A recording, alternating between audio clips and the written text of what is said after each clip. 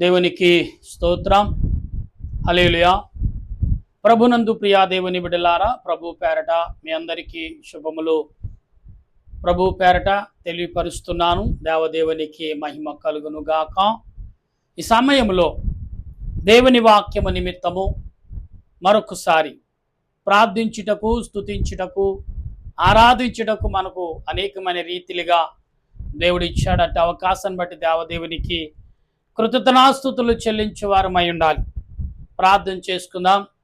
తలలు వంచండి. ప్రార్థన. ఈరోజు పాఠము విశ్వాసం. విశ్వాసంతో మనం ఎలా జీవించాలి, విశ్వాసంతో ఎలాగ మనం నడవాలి అనే మాటలు దేవుడి లేఖనము ద్వారా మనకు అందిస్తున్నారు. దాన్ని బట్టి ప్రార్థన చేద్దాం.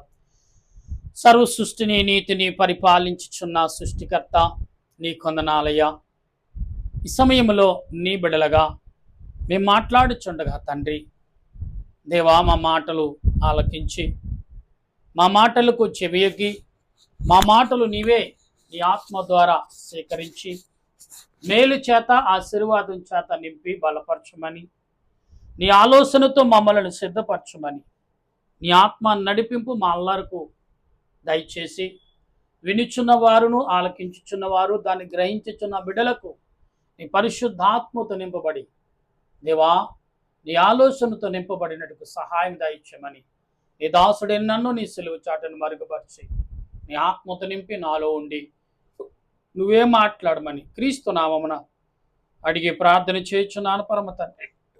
ఆమేన్. మన తండ్రి అయిన దేవుని సన్నిధి సహాయము సదా తోడుగా ఉండి ఆయన రాకడకు సిద్ధపరచునుగాక. ఆమేన్. ప్రభునందు ప్రియా దేవుని బిడ్డలారా, ఈ సమయంలో దేవుని వాక్యము అనేక రకాలుగా విశ్వాసాన్ని బట్టి అనేక రకాలుగా బైబిల్ లేఖనము మనకు చెప్తుంది. అయితే కొన్ని విషయాలు మనం గమనించని, ఇక్కడ విశ్వాసము ఇక్కడ నీతిమంతులుగా తీర్చేవాడు దేవుడే అని లేఖనము చెప్తుంది.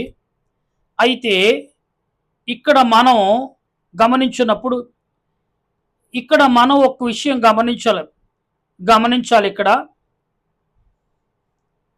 ఇక్కడ 31వ కీర్తన అధ్యాయంలోని రోమాపత్రిక 8వ అధ్యాయము ఈ అధ్యాయం సుమారు 5 ప్రసంగాలుగా మీకు వివరించాను. ఇది 6వ ప్రసంగం అనుకుంటున్నాను. గమనించండి ప్రియులరా, మనం విశ్వాసమును నిన్ను పోగొట్టుమనెవడు, నిన్ను బలపరిచేవాడెవడు, నీలో లేది ఉన్నది అని చెప్పిన వాడెవడు అని ప్రభువే ప్రకటిస్తున్నారు. ఎందుకు అంటే ఇక్కడ మనకు చదివిస్తున్నా, తన సొంత కుమారుని అనుగ్రహించుటకు వెనుక తీయక మన అందరి కొరకును ఆయన అప్పగించిన వాడు ఆయనతో పాటు సమస్తమును మనకెందుకు అనుగ్రహింపబడు. ఇక్కడ చూడండి, ఇక్కడ మనకెందుకు అనుగ్రహింపబడడు అంటే దేవుడు నువ్వు విశ్వాసం కలిగి ఉన్నప్పుడు ఎందుకు మనల్ని ఆశీర్వదించడు, విశ్వాసంగా మనం జీవించినప్పుడు ఎందుకు దేవుడు మన పక్షాన్నే యాజ్యమాడడు. విశ్వాసంగా ఉన్నప్పుడు దేవుడు నీ పక్షాన్ని యుద్ధమే చేస్తానని ప్రకటించాడు కదా. ఇక్కడ ఏమంటున్నాడు, దేవుడి వారి మీద నేరము మోపువాడు ఎవడు, నీతిమంతులుగా తీర్చువాడు దేవుడే, శిక్ష విధించువాడు ఎవడు, చనిపోయిన క్రీస్తు యేసే. అంతేకాదు మృతుల నుండి లేచిన వాడును దేవుని కుడిపార్శ్వమున ఉన్నవాడును మన కొరకు విజ్ఞాపన చేయవాడును ఆయనే. అంటే మనుషులకి విధానం తెలుసుకుని, మనుషులకి ఆలోచన తెలుసుకుని, మనుషుల ఎడల దేవుడు చేసిన గొప్ప కార్యం ఏదైతే ఉందో అది ఖచ్చితంగా నీ కొరకే, మన కొరకే. ఎందుకంటే మన నిమిత్తము దేవుడు ఏం చేశాడు, విజ్ఞాపన చేస్తున్నాడు. ఎవరికో ఎక్కడ తండ్రి యొక్క సన్నిధిలో కుమారుడు విజ్ఞాపన చేయటం ఏంటి, కుమారుడు స్వయముగా చూశాడు కాబట్టి, స్వయముగా మనుషులతో నడిచాడు కాబట్టి, స్వయముగా దేవుని కుమారుడు మనుషులతో నడిచాడు కాబట్టి, రాజుగారి కుమారుడు ప్రజలతో నడిస్తే ప్రజలు లోటుపాట్లు తెలుస్తాయి. రాజుగారు లోపల ఎక్కడో మరి సింహాసనం మీద రాజకోటలో ఉంటాడు కదా, ప్రజల యొక్క బాగోగులని అనుకో, కానీ దేవుడు అన్ని చూచేవాడు. అందుకే యేసుప్రభు ఏమన్నారు, ఆరోహమైనప్పుడు నేను వెళ్ళిపోతున్నాను ఇక్కడి నుంచి, నా తండ్రి అప్పగించిన పని తిరిగి మరొక అప్పగించేశాను ఆయన్ని, ఇక్కడి నుంచి మీ మీద దిష్టి జాగ్రత్తలు తీసుకునేది ఆయన, నేను కాదు. అనుభవంతుడు, రక్షణమంతుడు, ప్రేమించేవాడు, మిమ్మల్ని సృష్టించిన ఆయన ఇక్కడి నుంచి మీ మీద ఏంది శ్రద్ధ కలిగి మిమ్మల్ని బలపరుస్తాడని యేసు ప్రభు మనకేం చేశారు, అక్కడ వాగ్దానం చేశారు. నా ప్రియ దేవుని బిడ్డలారా, ఈ ఉదయ కాలంలో వింటున్న మీరు కానీ నేను కానీ మనమందరము కూడా ఆత్మ సంబంధులుగా ఉన్నామని, ఆత్మ సంబంధులుగా నడుచుకుంటున్నామనే విషయం మాత్రం మర్చిపోతున్నాం. అందుకే ఆత్మకు అంటే విశ్వాసాన్ని కాపాడుకోటకు ఎన్నో రకాలుగా ప్రయత్నం చేస్తాము. కొందరు హృదయాన్ని చూస్తాడుగా దేవుడు, పై రూపాన్ని చూస్తాడా అంటాడు. కానీ పై రూపము ఎదుటి వారిని పరీక్షించేదిగా ఉంటుంది. అందుకే నీ నడక, నీ పడక, నీ క్రియలు, నీ ఆలోచన, నీ మాట తీరు, అన్ని విషయాలు కూడా దేవుని సాక్షిగా ఉంటాయి. దేవుడు హృదయాన్ని ఒకటే తయారు చేయలేదు, మనిషికి కళ్ళు ఇచ్చాడు, చెవులు ఇచ్చాడు, నోరు ఇచ్చాడు, ముక్కు ఇచ్చాడు, ఏమండి చేతులు ఇచ్చాడు, కాళ్ళు ఇచ్చాడు, అన్ని రకాలు నవరంధ్రాలు ఇచ్చినప్పటికీ అన్ని రకాల శక్తులు ఇచ్చాడు. దాని ద్వారా మన విశ్వాసాన్ని కోల్పోతున్నాం తప్ప కాపాడుకోలేని పరిస్థితి. ఇక్కడ యేసు ప్రభు నీ నిమిత్తము ఏం చేస్తున్నాడంట, విజ్ఞాపన చేస్తున్నాడు. ఎక్కడ? తండ్రి ఎదుట. తండ్రి ఎందుకంటే కుమారుడును చూసి ప్రజల మీద జాలు చూపి ప్రేమ చూపించేవాడిగా కనబడుతున్నాడు. ప్రియులారా, నేను ఎక్కువగా చెప్తాను, సొదొమ పట్టణమును ఏమంటే నిలివే ప్రజలను మీకు ఎందుకు ఆదర్శంగా చూపిస్తానంటే, సొదొమ పట్టణ ప్రజలు దేవునికి అనేక రకాలుగా ఉన్నా కానీ లోతు తన దేశంలో తన పట్టణంలో ఉన్నప్పటికీ వారెక్కడ మార్పు చెంద, పైగా లోతు పిల్లలను, లోతు ఇంటికి వచ్చిన అతిథులను కూడా పాడు చేయటకు వారు సిద్ధపడ్డారు. దేవుడు దేవదూతలను కూడా నాశనం చేయటకు సిద్ధపడ్డారంటే సాతానుగాడి యొక్క ఊపులో ఇక్కడ చూడండి, అక్కడ మన సొదొమ పట్టణ ప్రజలు ఎంతగా కూరుకుపోయారు. దేవుడు కూడా ఆ కూరుకుపోయిన ఊపుల నుంచి లేక ఏం చేశాడు, కాత మట్టేసిగా పెట్టేసినట్టుగా పరిస్థితి ఉంది. దేవుడు క్షమించడా, ఎన్ని పాపాలు చేశాడు దావీదుని క్షమించి. దావీదు తన రాజ్యమునంతటా కోల్పోతున్నప్పుడు ఒక దైవజనుడు వచ్చి, దైవజనుడా రాజా, నీకు పరిస్థితి ఇది, నువ్వు ఎలాంటి వాడు, ఎలాగైపోయావు, ఏంటి పరిస్థితి, నువ్వు గ్రహిస్తున్నావా? దేవుడు నిన్ను లెక్కిస్తున్నాడు, నీ క్రియలు, నీ నడక, నీ పడక అన్ని లెక్క చూస్తున్నాడని నీకు తెలియదాన్ని దావీదును హెచ్చరించినప్పుడు దావీదు వణుకుపోయాడండి. వణుకుపోయి వెంటనే పశ్చాత్తాపడి, తండ్రి నన్ను క్షమించు అన్నాడు. పశ్చాత్తాపడ్డాడు.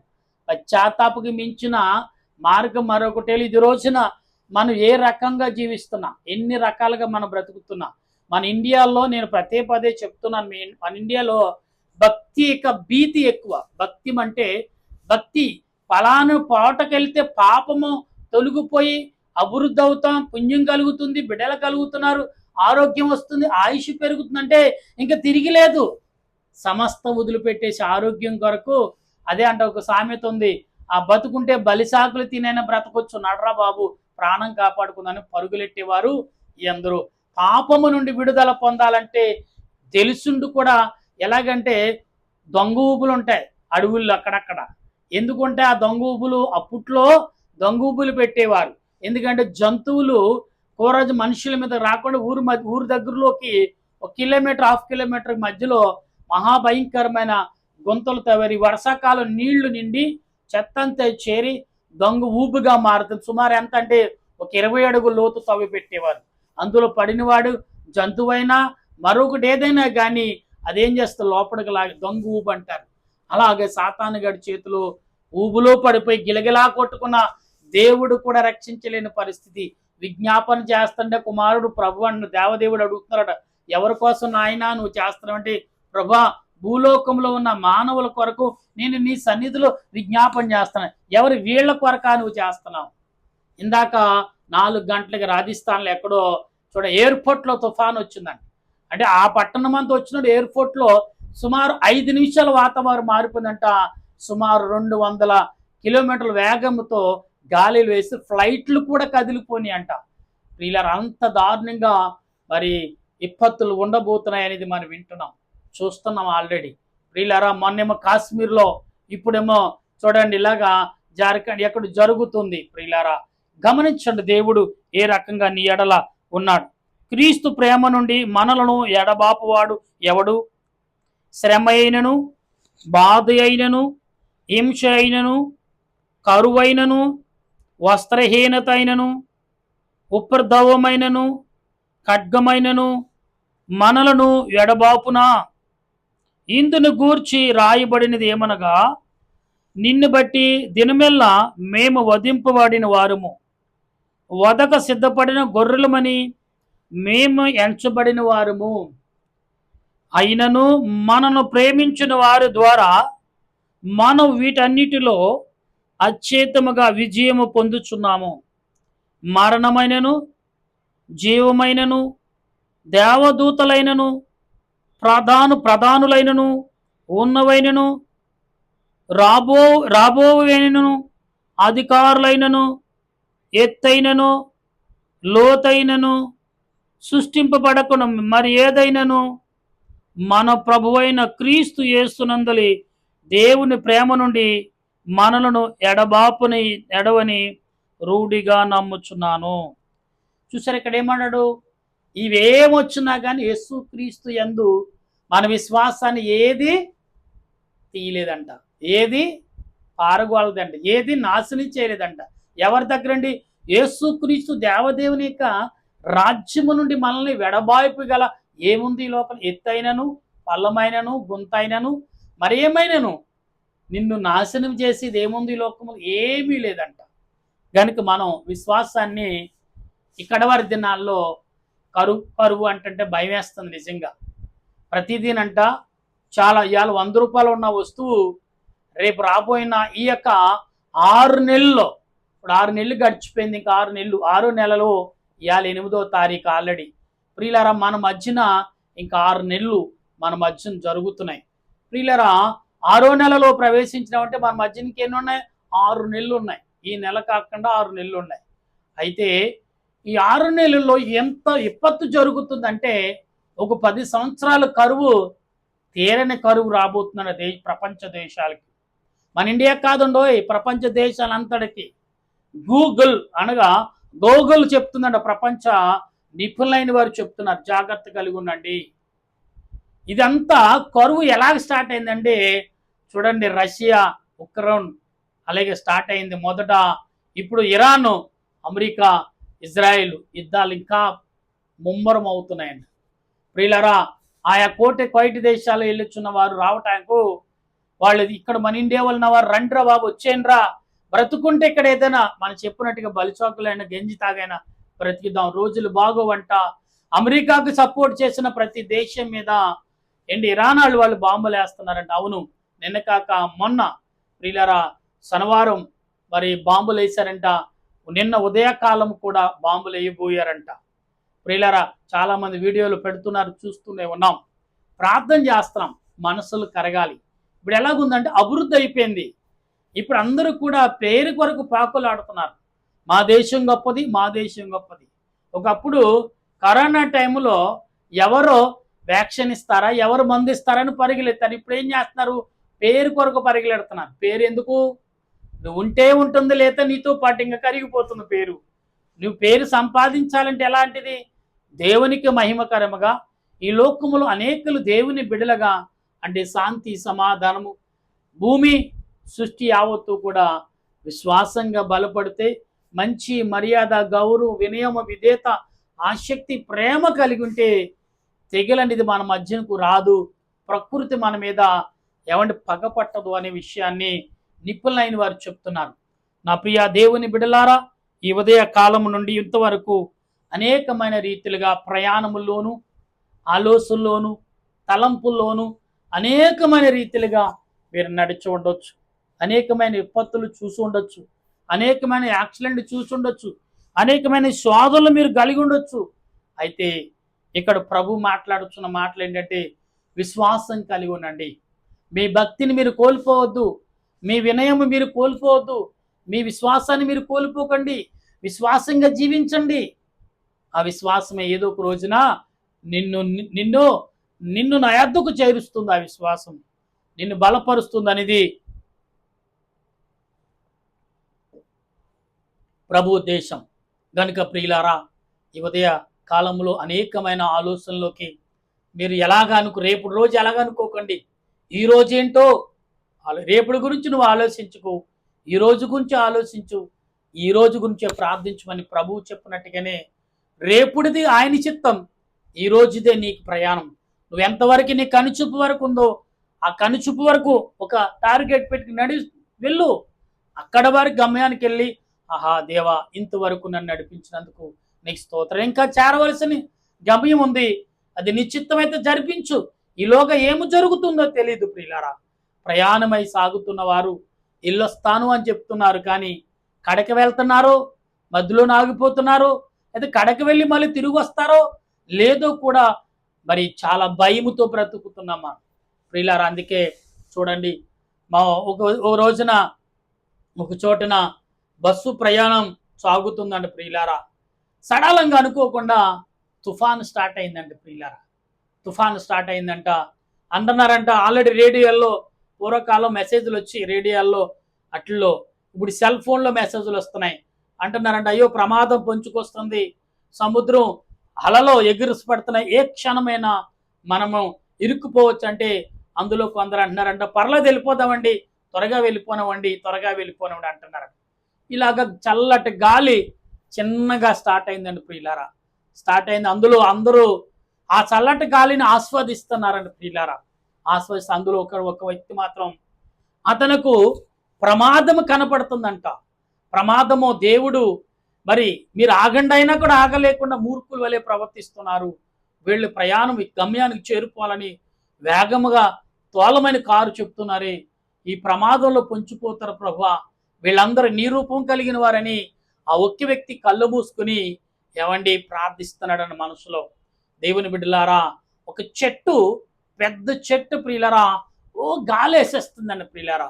దేవుని బిడ్డలారా గమనించండి, ఆ చెట్టు గాలేసేస్తుంటే ఈ ప్రార్థన విని అంట ఆ చెట్టు వచ్చి ఇక వాహనం మీద పడవలసింది. కొంచెం గ్యాప్లో దేవదూతలు పడిన దాన్ని పట్టుకునంట దాటాక చెట్టు దబేలను పడిందంట ప్రియులారా. ఆ పడ్డ తర్వాత ఆ చెట్టు అలా కొట్టుకుంటూ సముద్రంకి వెళ్ళిపోయిందంట ప్రియులారా.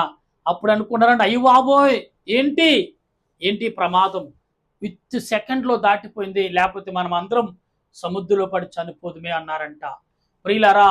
అప్పుడు ఈ వ్యక్తి అంటున్నాడ, ఇదిగో మీరు వచ్చే చల్లటి గాలి ఆస్వాదిస్తున్నారు, కానీ వచ్చే ప్రమాదాన్ని మీరు ఎందుకు గుర్తించలేకపోతున్నారు? వచ్చే విపత్తుని ఎందుకు గుర్తించలేకపోయారు? చల్లటి గాలి సముద్రంలోంచి వస్తుందంటే తుఫాను మనల్ని ముంచుకొస్తుందని తెలియట్లేదా? అయ్యో జాగ్రత్త, కొంచెమైనా భద్రత లేదే, కొంచెమైనా బాధ్యత లేదే, మీరు ఎలా ప్రవర్తిస్తున్నారేంటని అడిగినప్పుడు అంటున్నారంట ప్రియులారా, ఆ ఇలవయా నీకే తెలుసు అని చెప్తున్నావు అని అంటున్నారంట. అన్నాడని ప్రభా, మూర్ఖులు ప్రభా, వాళ్ళని క్షమించు ప్రభని మరలా మనసులో ప్రార్థన చేస్తాడని ప్రియులారా. చూడండి, కొంచెం దూరం వెళ్ళాక ప్రియులారా కొండ మించి ఒక రాయి పడిందండి ప్రియులారా. రాయ పడి ఎదర గ్లాస్ మీద డ్రైవర్ ప్లేస్లో పడిపోయిందంట. ఎదర గ్లాసులన్నీ పగిలిపోయినాయి అంట ప్రియులారా. అప్పుడు సడాలంగా బ్రేక్ చేస్తే అందరూ మూతు పళ్ళు రాలి కొందరికి గాయాలయ్యి ప్రాణాలైతే పోలేదండి, కానీ ఒకరినొకరు గుద్దుకుని రక్తాలు కారుతున్నాయంట ప్రియులారా. అప్పుడు ఇతడు మాత్రం అసలు ఎటువంటి గాయం లేకుండా కూర్చున్నాడంట. ఇప్పుడు ఇతను ఎప్పుడైతే ఆ రాయి వచ్చి ఈ సడాలం బ్రేక్ డ్రైవర్ కొట్టాడో ఇలా ఈ వ్యక్తినంట, ప్రార్థన చేసే వ్యక్తిని దేవదూతలు అలా ఎత్తు పట్టుకున్నారంట. వాళ్ళు అలాగే పడిపోతూ కాళ్ళు చేతులు ఇరిగిన వారు కొందరు, రక్తాలు కార్చుకున్న వారు కొందరు. అప్పుడు అన్నాడంట, ఇప్పుడైనా మీరు నమ్మకం కలిగి గమ్యానికి చేరాలని మీరు ప్రార్థన చేస్తారా అంటే అప్పుడు అన్నారంట, ఇదేంటి నీకు చిన్న గాయం కూడా తలగలేదంటే నేను మీ నిమిత్తము దేవునిని వేడుకుంటున్నాను. మీరేమో బాధ్యత లేకుండా, అసలు గౌరవం లేకుండా, మరి చూడండి మీ యందు మీకు నమ్మకం లేకుండా ఏదో విచ్చలవిడిగా వచ్చాము, జీవిద్దాం, ఎంజాయ్ చేద్దాం అనే ఆలోచనలే ఉన్నారు తప్ప మన మీద అధికారం కలిగిన మనం ప్రేమించే మన తండ్రి ఉన్నాడు, ఆయన చూస్తున్నాడు. కొంచెమైన బాధ్యత లేకుండా అయ్యో ఈ ప్రమాదాలు ఇరుక్కుపోతామేమో ప్రభా, మా పిల్లల గృహం దగ్గర ఎదురు చూస్తారు, మా కుటుంబంలో మా ఫ్యామిలీ ఎదురు చూస్తారు ప్రభా, గమ్యానికి చేర్చుమని కొంచెం కూడా బాధ్యత లేకుండా ప్రవర్తించారు అన్నప్పుడు ప్రియులరా పశ్చాత్తాపడ్డారంట ప్రియులరా. అప్పుడు ఏక కంఠముతో అందరూ ప్రార్థన చేశారంట ప్రియులరా. ఆ గ్లాస్ పగిలిపోయింది, ఆటోమేటిక్గా ఆ గొండని తొలగించారు. దానికి అదే కొంచెం బరువు అయింది కదా, పడతంతో కొంచెం కొంచెం ఒరిగి దేవండి అది దేవదూతలు అంట రాయిని తప్పించేందుకు అందరూ పశ్చాత్తాపడుతున్నారు కాబట్టి రాయిని తప్పించి నా కారు వెళ్ళగానే కలటకి దారి దొరికిందంట, ఆ వాహనం సాగిందంట ప్రియులారా. ఇదంతా మన విశ్వాసాన్ని బట్టే కాపాడుకుంటాం మన జీవితాన్ని. మన విశ్వాసాన్ని బట్టే మనం ముందుకు నడుస్తాం, విశ్వాసాన్ని బట్టే మన ప్రయాణం కొనసాగుతుంది, మన విశ్వాసాన్ని బట్టే మనము ప్రార్థన చేస్తాం. ఆ ప్రార్థన నిన్ను నన్ను ఆదరిస్తుంది. కనుక ఈ ఉదయ కాలంలో ఈ సాయంకాల సమయంలో విశ్వాసాన్ని కోల్పోకుండా బలపరుచుకోండి. మీరు మీ కుటుంబాలు ప్రార్థించే సమయం, వేడుకునే సమయం, విజ్ఞాపన చేసే సమయం, మరి స్తుతించే సమయం, ప్రార్థన చేసే సమయం ఆసన్నమైనది. ఏ స్థలము నుండి ఏ దిక్కు నుండి నలుదిక్కుల నుండి రావచ్చు, ఒక దిక్కు నుంచే వచ్చి మరొక దిక్కుకు మలిసివేయచ్చు అనే ప్రమాదాలు రాబోతున్నాయి. ప్రియులారా గమనించండి, ప్రార్థించండి. ఏ రకమైన విపత్తు రాకుండా ఆయన బిడలగా విశ్వాసముతో మన జీవితాన్ని మరొక దినానికి మరి ముందుకు నడుపుటకు పరిశుద్ధాత్మ దేవుడు మనకు ఆదరణ, గొప్ప ఆశీర్వాదము, విశ్వాసాన్ని బలపరుచుకునే కృపను అందించును గాక. ఆమేన్. ప్రార్థన చేద్దాం. ప్రేమగల మా ప్రభువా నీకు వందనాలు, స్తోత్రాలు ప్రభువా. ఈ సమయంలో ప్రార్థిస్తుండగా మా ప్రార్థన ఆలకించుము దేవా.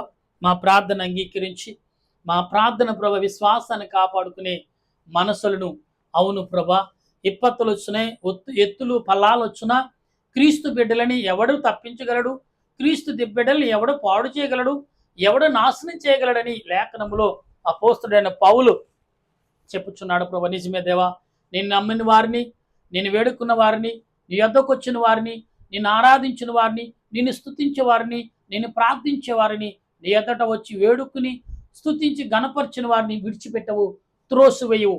కాబట్టి నీ బిడ్డలందరినీ కాపాడి నా దేశ ప్రజలు ఇగో ప్రభా ఆల్రెడీ ఇండియాలో కూడా ఇదిగో నిన్న ఉదయకాల సాయంకాలం పూట, ఈ సాయంకాలం పూట మరి తుఫాన్ వచ్చిందండి ప్రభా బీహార్లో. అవును, ఎయిర్పోర్ట్లో తండ్రి ఫ్లైట్లు కూడా కదిలిపోని అంటే అంత తుఫాను సుడిగాలిగా వచ్చి ఆ ఎయిర్పోర్ట్లో ఎంతో ప్రమాదం జరిగిందండి ప్రభా.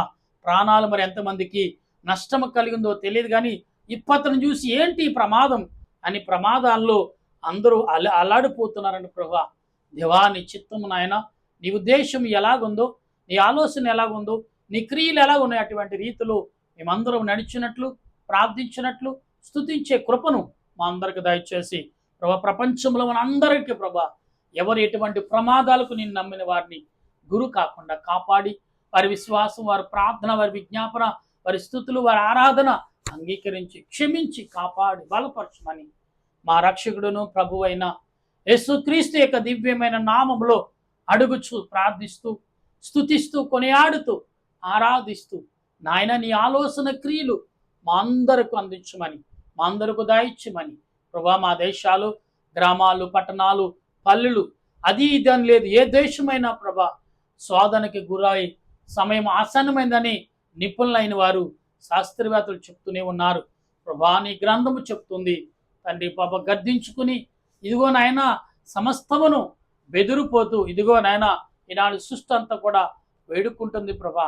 అలాగే మేము కూడా మొరపెట్టి మా మరణం ఆలకించి నీ బిడ్డలైన వారిని కాపాడి బలపరచమని మా రక్షకుడు ప్రభు అయిన క్రీస్తు నామమున అడుగుచు ప్రార్థన చేయించున్నాను పరమ తండ్రి, ఆమేన్. పరలోక మా పరమ తండ్రి నామను పరిశుద్ధపరచునుగా, నీ రాజ్యం వచ్చునుగా, నీ చిత్తం పరలోకమందు నెరవేరినట్లు భూమి యందు నెరవేరునుగా.